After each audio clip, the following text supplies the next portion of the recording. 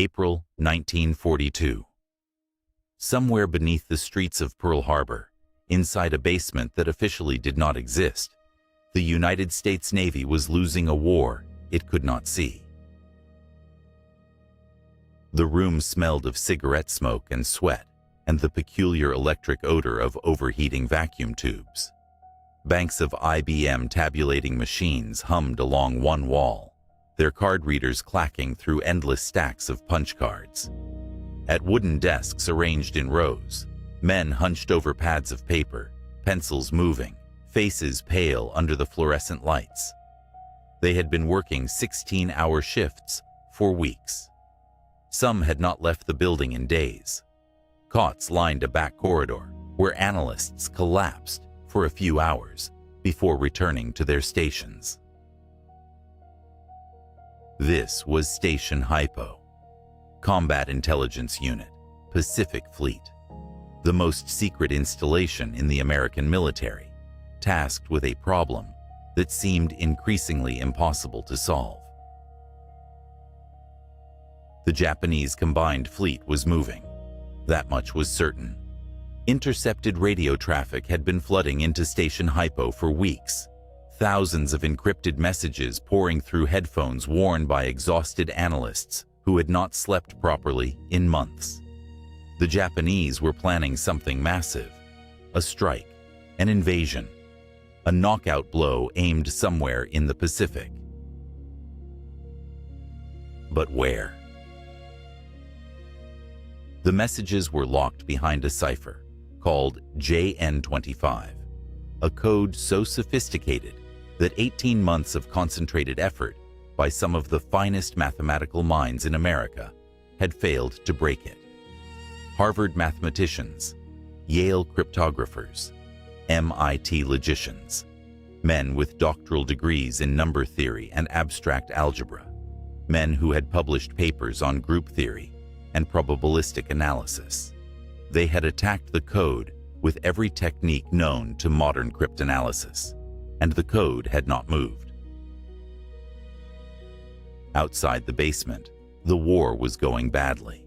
The Philippines had fallen, Singapore had fallen, the Dutch East Indies had fallen. Japanese forces were advancing through Burma toward India. In the waters around Australia, enemy submarines prowled almost unopposed. The Pacific Fleet had been crippled at Pearl Harbor 4 months earlier, and what remained was stretched thin across an ocean that suddenly seemed far too large to defend. And now time was almost gone. American intelligence estimated that the Japanese offensive would launch sometime in late May or early June. If the Navy guessed wrong about the target, the consequences would be catastrophic. Send the carriers to the wrong ocean, and the enemy would strike unopposed. Defend the wrong island, and watch another fall. The margin for error had collapsed to nothing. Inside that basement, surrounded by stacks of paper and the hum of primitive tabulating machines, the entire American position in the Pacific balanced on one question. Could they break JN25 before the Japanese struck? And this is where the story fractures away from everything you might expect. Because the breakthrough did not come from the men with the doctorates.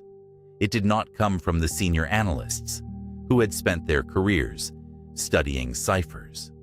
It did not come from any of the Ivy League mathematicians the Navy had recruited to solve what the military called the most complex encryption system in the world. It came from a 17-year-old boy who was not even supposed to be doing cryptanalysis. His name was Andrew Gleason. He was technically a clerk. He sorted papers. He filed intercepts. He was not trained in mathematics beyond what any bright teenager might have learned in school. And yet, working alone with a pencil and a stack of message headers that more senior analysts had already dismissed as irrelevant, he saw something that every expert in the room had missed. What he discovered would change the outcome of the Pacific War. It would give the United States the intelligence it needed to set a trap at Midway. It would help sink 4 Japanese aircraft carriers in a single morning. And it would prove something that military institutions hate to admit: that expertise can become a kind of blindness, and that sometimes the person who knows the least is the only one who can see what is actually there. This is the kind of story that disappears. It does not fit the official narrative of brilliant code-breaking geniuses cracking the enemy's secrets through sheer intellectual firepower. It is smaller, stranger, and in some ways more disturbing. Because the experts were not stupid. They were not careless. They were simply looking in the wrong place, solving the wrong problem with all the skill and rigor their training could provide. And the only person who noticed was a boy who had not yet been taught where to look. Story. To understand what Andrew Gleason actually did and why it mattered, you have to understand what the Navy was up against. JN-25 was not one code. It was 2 codes layered on top of each other in a system designed to be unbreakable. The first layer was a codebook. Every word, phrase, and concept that the Japanese Navy might need to transmit was assigned a 5-digit number. Attack might be 34872. Aircraft carrier might be 91406. Midway might be another number entirely. The codebook contained tens of thousands of entries, and without it, you could not even begin to read a message. It was like trying to read a novel, written entirely in zip codes. But the Japanese knew that codebooks could be captured. Ships sank, planes crashed, espionage happened, intelligence officers got lucky, so they added a second layer: additive tables. Before transmitting a message, a Japanese radio operator would take each 5-digit code group and add a random 5-digit number from a separate book of additive tables. If the code for aircraft carrier was 91406 and the additive was 23859, the transmitted number would be 14265. The result bore no mathematical relationship to the original code. It looked like pure noise. To decrypt the message, you needed both books: the code book to understand the meaning, and the additive tables to strip away the random numbers that concealed it. The system was elegant in its brutality. Even if you somehow obtained the codebook, the additives would still defeat you. Even if you identified a few code groups through traffic analysis, the additives would scramble them into unrecognizable forms. The only way to read JN-25 traffic was to attack both layers simultaneously, and the Japanese changed their additive tables often enough to ensure that any progress would be temporary. The Americans had fragments of the codebook. Over time, through captured documents, traffic analysis, and educated guessing, they had managed to identify some of the code groups. A filing clerk on Wake Island had saved some pages before the base fell. A damaged submarine had yielded a partial codebook that was almost 2 years old. Cryptanalysts had used statistical methods to identify high-frequency groups that probably represented common words like the and ship. But the additive tables changed constantly. The Japanese issued new additive books every few months, and every time they did, the American cryptanalysts had to start over. It was like solving a jigsaw puzzle, only to have someone sweep the pieces off the table and replace them with an entirely different puzzle. By spring 1942, Station Hypo and its counterpart in Washington, OP-20G, were drowning.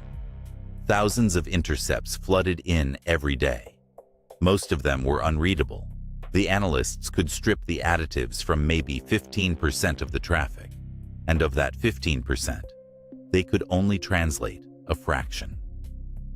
The rest was noise. Mountains of paper filled with 5-digit groups that might as well have been random numbers. And the noise was getting louder. Japanese radio traffic had spiked dramatically in late April. Something was being organized. Fleet movements, logistics, operational orders, supply requisitions, personnel transfers. The message volume alone suggested an attack on the scale of Pearl Harbor. But without breaking the additive tables, the Navy could not determine where or when. The pressure inside Station Hypo was almost unbearable. Commander Joseph Rochefort, who ran the unit, had taken to sleeping on a cot beside his desk when he slept at all.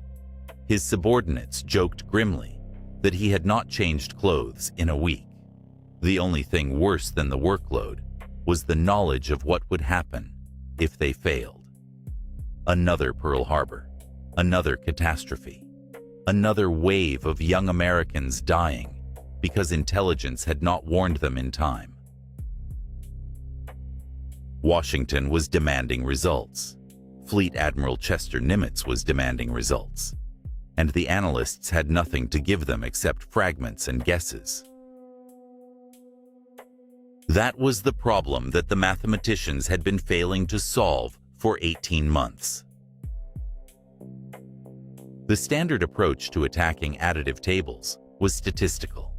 Because the Japanese reused the same additive book for multiple messages, and because certain code groups appeared more frequently than others, cryptanalysts could look for patterns in the enciphered traffic. If two messages both contained the same underlying code group, but different additives, a comparison might reveal the structure of the table. It required collecting large numbers of messages that used the same starting point in the additive book. It required identifying depths, places where patterns overlapped. It was painstaking work. It required enormous volumes of traffic. It required comparison after comparison after comparison, looking for the faint fingerprints of repeated code groups beneath the noise of the additives. And in early 1942, it was not working fast enough. The mathematicians kept attacking the additives. They built charts comparing message groups. They ran probability calculations on frequency distributions. They filled blackboards with equations that most people could not follow. They debated statistical methodologies. They argued about the best way to identify depths. They were very, very good at what they did. And they were completely stuck. Every time they thought they were making progress, the Japanese would change something. A new additive book, a new set of code groups, a slight modification to the transmission protocol. The enemy was not stupid. They knew their codes were being attacked, and they were good at covering their tracks. The mathematicians kept looking for the elegant solution, the theoretical breakthrough, the insight that would crack the whole system open and pour Japanese secrets onto their desks. It never came. The mistake they made was understandable. When you are trained to look for complexity, you look for complexity. When your entire education has prepared you to solve problems through advanced mathematics, you reach for advanced mathematics. The JN25 additive system was fiendishly clever. It deserved a fiendishly clever solution. What nobody thought to do was look at the parts of the messages that were not encrypted at all. Every military communication has bureaucratic overhead. Routing instructions, addresses, indicators that tell the receiving station which codebook and which additive table to use. These indicators were not encrypted because they had to be readable by any station that received the message. They were housekeeping. They were paperwork. They were, in the language of cryptanalysis, plaintext headers. Nobody important paid attention to the headers. They were sorted, filed, and ignored. That was Andrew Gleason's job. He sorted the intercepts. He organized them by date, by origin, by destination. He was not supposed to analyze them. He was supposed to keep them in order. But Andrew Gleason was not an ordinary 17-year-old. He had been raised in a family that valued mathematics the way other families valued sports or music. His father was an engineer. His mother encouraged intellectual curiosity. By the time he was a teenager, Gleason was already operating at a level that most college students never reached.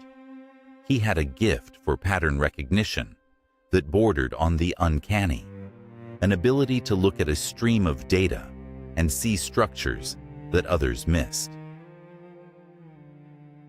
He was also, crucially, not yet trained to look away from the obvious. The experts at Station Hypo had spent years learning what to focus on and what to ignore. The headers were noise. The interesting material was in the encrypted body of the message. That was where the mathematics lived. That was where the real work happened. A bright young clerk sorting papers in the corner was not going to contribute to that work. He was there to keep things organized for the men who knew what they were doing. But Gleason could not stop himself from noticing. The intercepts that crossed his desk came from different sources. Some were communications within the Japanese Pacific Fleet. Others were traffic between Tokyo and Berlin. Messages that traveled along the diplomatic and military channels connecting the Axis powers. Japanese staff officers coordinating with their German counterparts. Naval attaché reports. Supply information. Strategic discussions that spanned half the globe.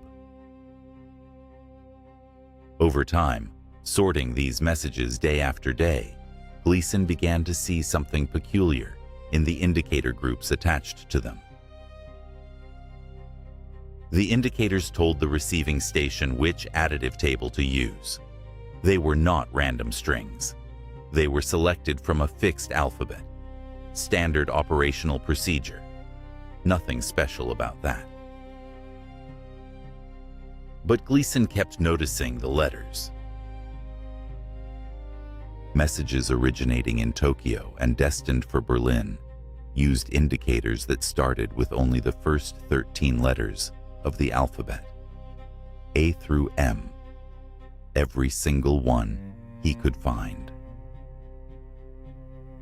Messages going the other direction, from Berlin back to Tokyo, used only the last 13 letters, N through Z. At first he thought he was imagining it. Selection bias, coincidence, a small sample that happened to follow a pattern. But he kept sorting, he kept tracking, and the pattern held. It was symmetrical. It was consistent. It appeared across hundreds of messages over weeks and months. And it was, once you saw it, completely obvious. Gleason sat at his desk with a pencil and a stack of intercept headers, running through the letters again. A, B, C, D, E, F, G, H, I, J, K, L, M. Tokyo to Berlin. N, O, P, Q, R, S, T, U, V, W, X, Y, Z. Berlin to Tokyo. The alphabet split exactly in half. This was not supposed to happen.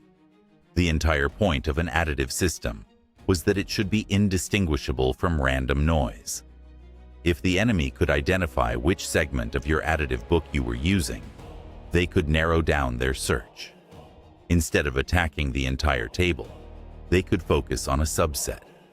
Instead of looking for a needle in a haystack, they could eliminate half the hay.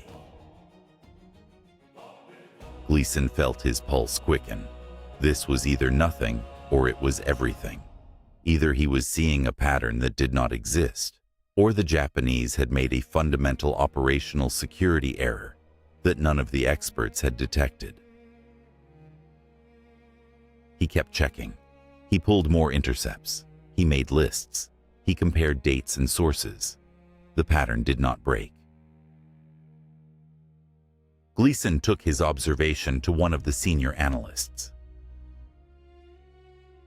The reaction was not immediate enthusiasm. Institutional inertia has a weight of its own.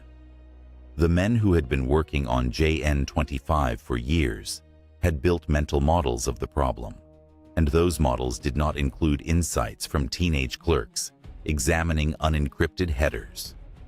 Some analysts were dismissive. Others were skeptical, but willing to listen. But the pattern was undeniable. One by one, the senior cryptanalysts confirmed what Gleason had found. The A through M and N through Z split was real. It appeared consistently across hundreds of intercepts. It was not a coincidence. And its implications were profound. Because if Gleason's observation was correct, then the additive tables were not a single monolithic block of random numbers. They were segmented, organized, predictable in their structure even when their contents were unpredictable. That meant the statistical attacks that had been failing for months might suddenly have leverage. Instead of trying to crack the entire system, analysts could focus on specific segments. They could correlate intercepts that used the same part of the additive book. They could build depth faster.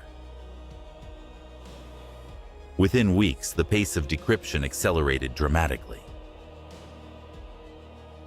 By early May, Station Hypo was reading enough JN-25 traffic to identify the target of the coming Japanese offensive.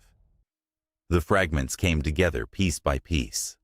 References to AF, discussions of water shortages, invasion preparations, carrier movements, supply schedules, troop allocations.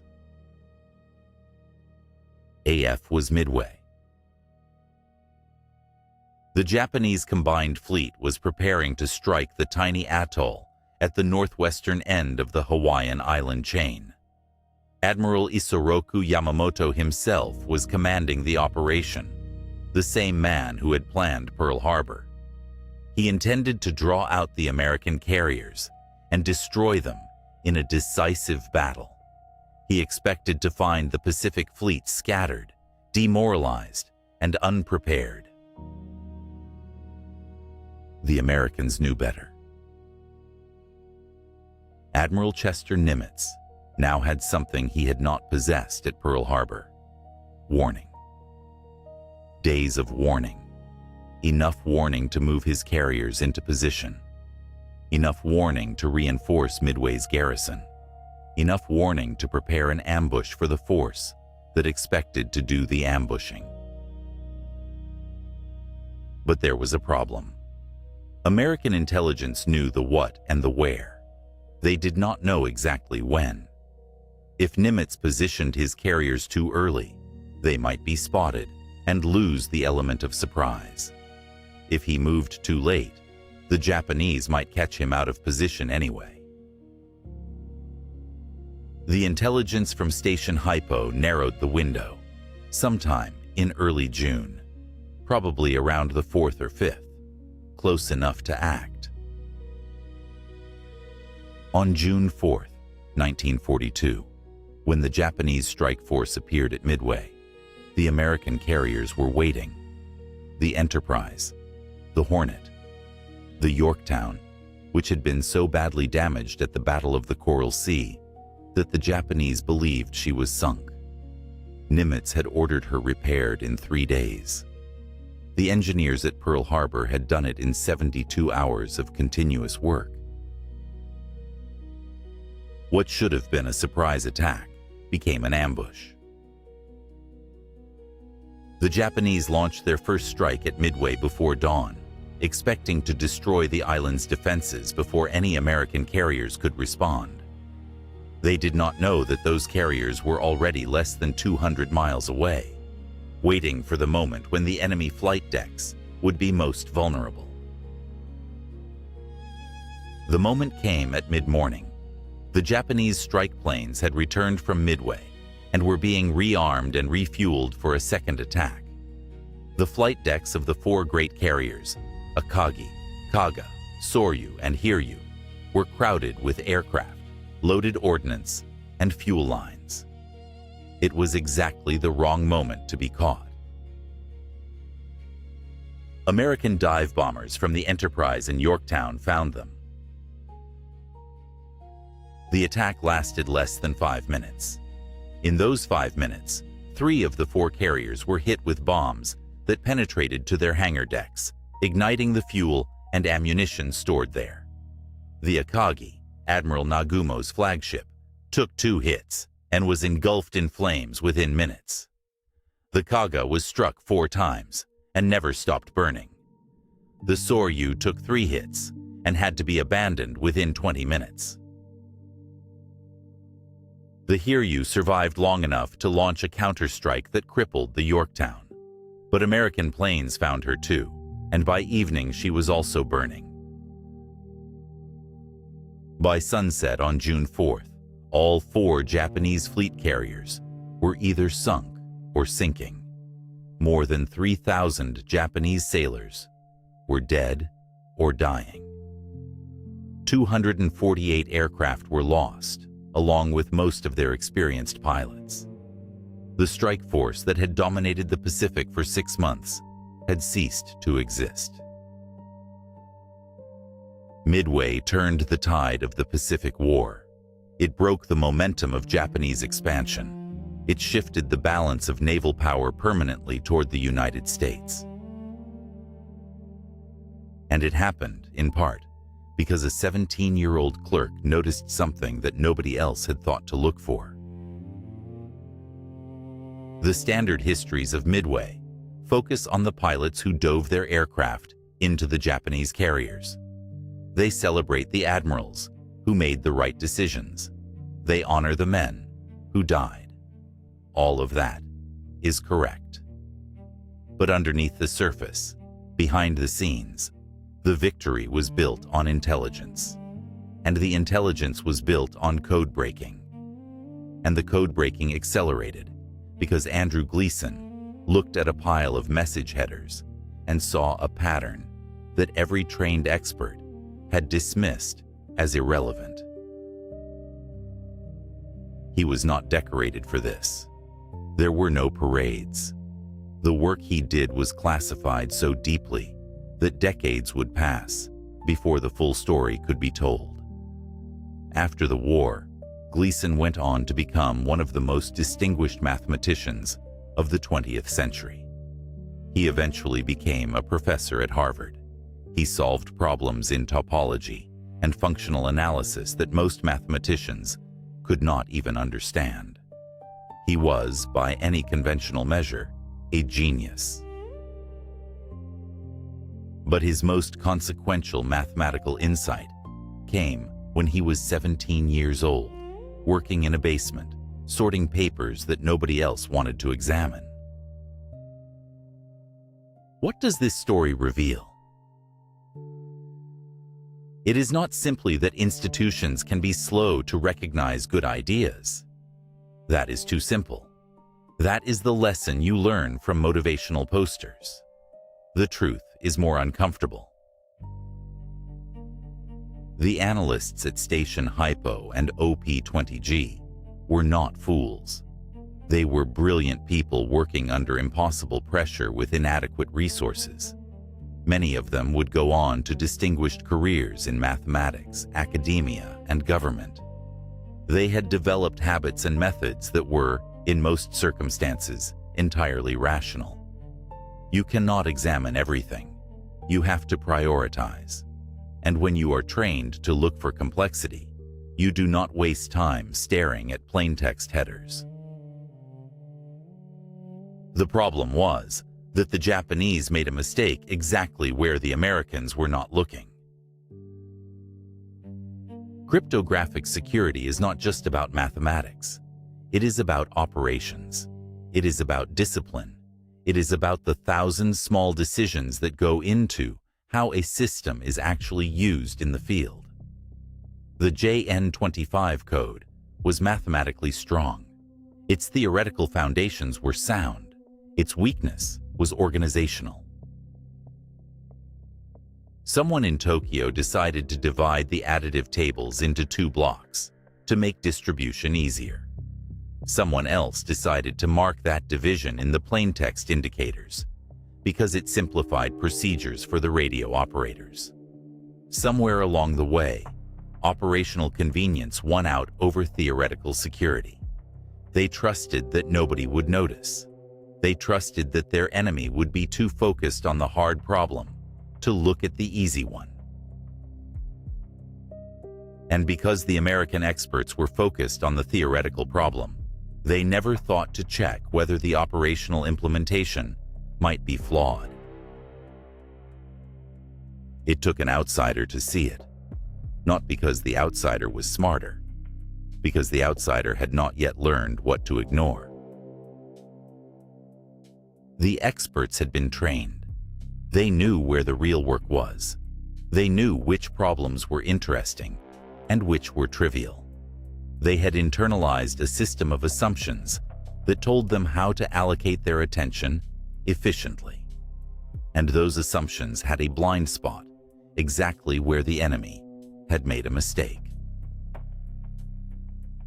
Gleason saw the pattern because he did not know it was supposed to be invisible. There is a lesson here that extends far beyond cryptanalysis. Expertise creates blind spots. Training teaches you where to look, and in doing so, it teaches you where not to look. The more skilled you become at solving certain types of problems, the less likely you are to notice that the problem in front of you might be a different type entirely. This happened. The Japanese lost 4 carriers at Midway because someone in their communications department made a mundane administrative decision about how to organize additive tables. The Americans read their plans because a 17-year-old clerk was curious about message headers that everyone else had decided were not important. War is not just fought with ships and aircraft. It is fought with assumptions, with habits, with the distance between what you believe and what is actually there. Andrew Gleason spent the rest of his career solving elegant mathematical problems that bore no obvious connection to war. But he never forgot what he had learned in that basement. He never forgot that the answer you need might be sitting in plain sight, waiting for someone who has not yet been trained to look past it. The men who built JN25 believed they had created an unbreakable system. They believed that no enemy analyst could penetrate the layers of code and additive and random noise that protected their communications. They were almost right. What they did not anticipate was that the first crack would not come from mathematics at all. It would come from someone who noticed that A came before M and N came after M, and who asked the simple question that no one else had thought to ask: why? Somewhere in the Pacific, in water so deep that light does not reach, the wreckage of the Akagi still lies where it fell. Its flight deck collapsed, its hull burned through, its crew lost in minutes. The pilots who sank her were brave. The admirals who planned the ambush were skilled. The intelligence officers who pieced together the target were relentless. But before any of that, There was a boy with a pencil, sorting papers in a basement, looking at something everyone else had decided was not worth seeing. That is the story that disappears, not because it is less important, because it does not fit the narrative we prefer. We want our victories to come from genius wrestling with complexity. We want our heroes to be credentialed experts solving impossible problems through sheer brilliance. Sometimes the problem is not impossible. Sometimes the solution is embarrassingly simple, and sometimes the only person who can see it is someone who does not yet know that they are not supposed to look. The Japanese carrier fleet never recovered from Midway. The initiative in the Pacific passed permanently to the United States. The war that began with Pearl Harbor ended on the deck of the Missouri with Japan's surrender. And buried somewhere in the chain of causation that led from that basement to that battleship was a 17-year-old's observation about 13 letters of the alphabet. A through MN through Z. The smallest pattern, the largest consequence. That. Andrew Gleason died in 2008. He was 84 years old. He had spent 60 years as one of the most respected mathematicians in America. He had solved problems that would fill textbooks. He had trained generations of students. But if you want to understand why some problems go unsolved for years and then collapse in moments, that is where you should look, not at the complexity of the problem, at the assumptions of the people trying to solve it.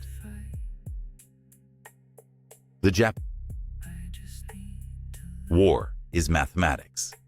War is logistics. War is firepower and training and industrial capacity. But that is what Andrew Gleason did. And 4 Japanese carriers burned because of it.